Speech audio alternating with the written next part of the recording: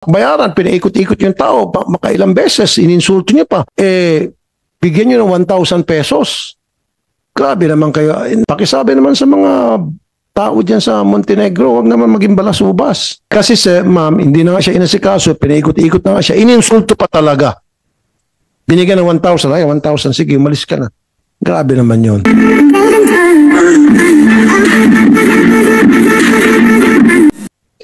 Good afternoon, Your Honor. Attorney, nabayaran niyo na ba yung si Mr. Felix Escanio? Sinampal niyo lang, na aksidente na hospital, ang binigyan niyo ng 1,000. Your Honor, I would like to manifest that we are willing to pay him today for his the claims that he filed with Montenegro Shipping Lines, Your Honor. Kung hindi pa nagsumbong sa akin, kung hindi pa natin hiniring, wala rin kayong balak bayaran, pinaikot-ikot yung tao, makailang beses, ininsulto niyo pa. Parang adding insult to injury, bigyan niyo ng 1,000 pesos. Grabe naman kayo. Not you, hindi ka naman hindi ka naman ikaw nagde-decide. Pakisabi naman sa mga tao diyan sa Montenegro, huwag naman maging balasubas. Point well taken, Your Honor. If I may, Your Honor, first of all, I would like to extend my sincerest apologies to Mr. Escanio for this unfortunate accident. While we assure that we have complied with the safety measures in place, as mentioned earlier, we would like to express our willingness to pay. And if I may clarify further, Your Honor, from the moment that Mr. Escanio filed his claim with us for his medical expenses, Montenegro Shipping Lines acted on it. In fact, No, you did not. No, they did not. Montenegro did not. Kasi kung inaksyonan yun, hindi siya nakarating sa RTIA. Hindi siya pumunta sa akin. Ikaw naman. You're a lawyer. You should know better. Ba't papupunta isang tao sa akin kung satisfied na siya doon sa binigay na aksyon sa kanya, or kung inasikaso siya, or kung siya ay hindi ininsulto? Di ba? yes, sir. Kasi ma'am, hindi na nga siya inasikaso, pinaikot-ikot na nga siya, ininsulto pa talaga. Binigyan ng 1,000, ay 1,000, sige, umalis ka na. Grabe naman yun.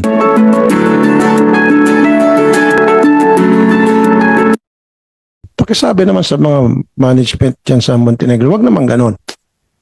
Point well taken, Your Honor. I'll relay this to the Montenegro Shipping Lines and advise them to act accordingly. Nag-overloading na nga yung barko, tapos nasugatan dahil sa overloading, na-discrash, tapos ngayon, insulto niya 1,000.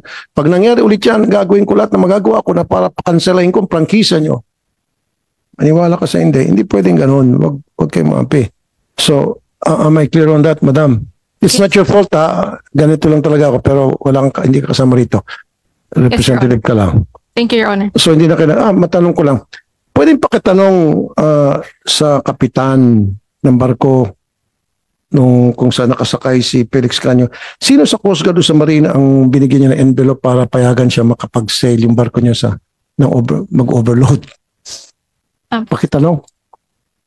On that point, Your Honor, I wish to clarify on the issue of overloading based on the pre-departure inspection checklist, Your Honor.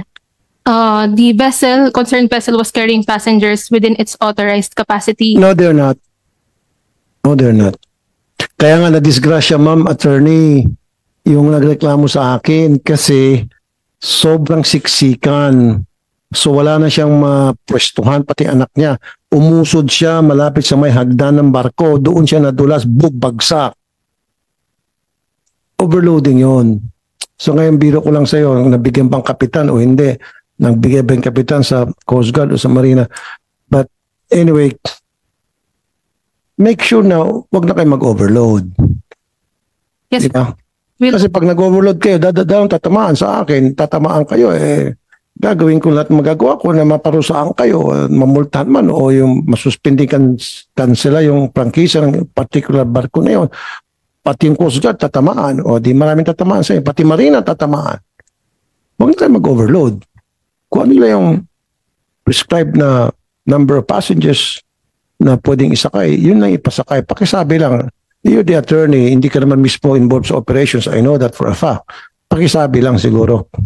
Yes, Your Honor. Thank you, Your Honor. We'll look into that and ensure that all safety measures are in place, Your Honor, and implemented properly. Thank you. Thank you, ma'am. Thank you. Madam Attorney. Now, move on tayo sa mga terminal ng bus. Ito ang dami mga violations dito.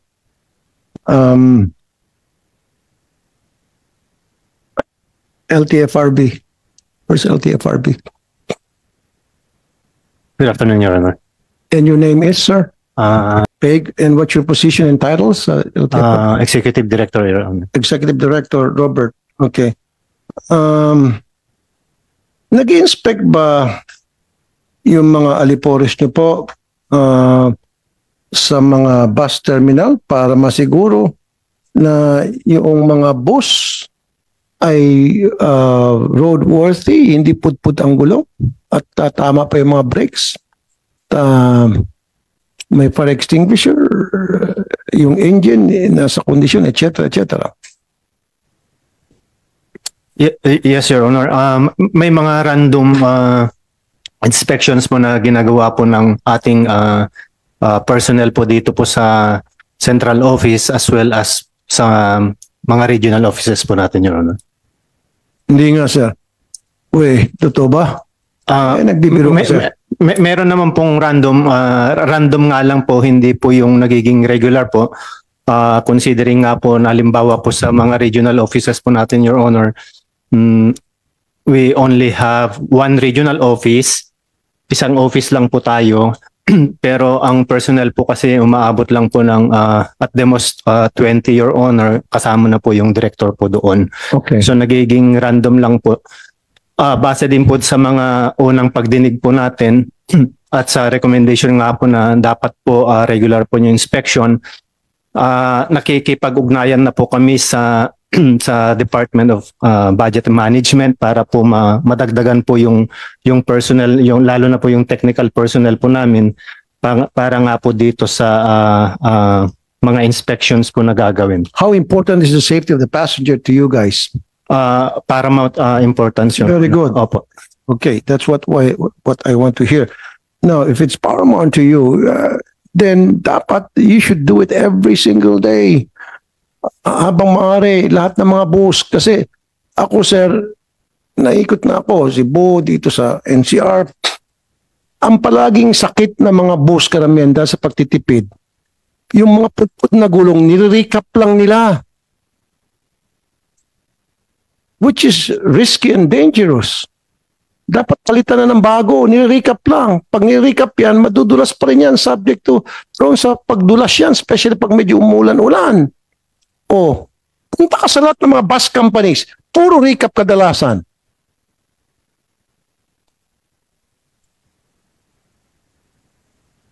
At saka hindi lang, pag putput ng gulong, pwedeng sumabog yan.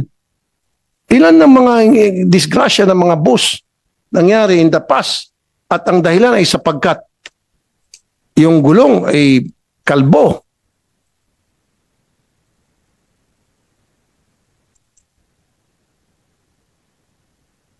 May mekaniko tayo rito. Si Mr. Danny Libradilla. Sir, ano ang danger meron? O si Mr. Ladi Libradilla ay isang bus mechanic. Siya isang expert bus mechanic. Sir Danny, ano yung danger, yung risk sa isang bus na kalbo na ang gulong?